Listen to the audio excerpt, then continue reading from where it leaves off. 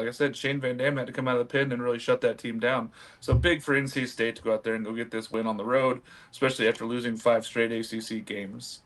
Statement win. They needed it. Miami has played 2 already against Florida State and lost both. They lost 4-5 and 7-11. Big wins for Florida State. When you look at this, though, Noah, Florida State just keeps finding ways to win.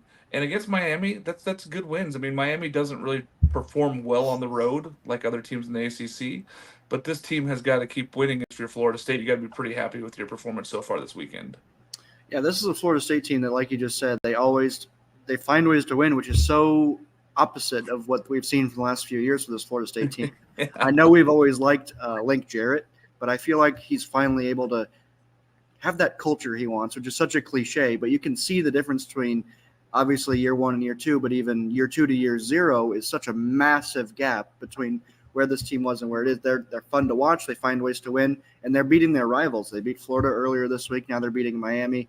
This Florida State team has an identity, and James Tibbs is going to win ACC Player of the Year if he continues the pace he's at. National RBI leader. Obviously, Nick Kurtz is back now and is gunning for a little bit of a Sosa McGuire situation, but he's been phenomenal. This rotation is dynamic, and they're hurt this week, and they plug in somebody else, and he still dominates. So this is Still wins. a Florida State team that has not only gotten strong at the top, but they have depth from top to bottom.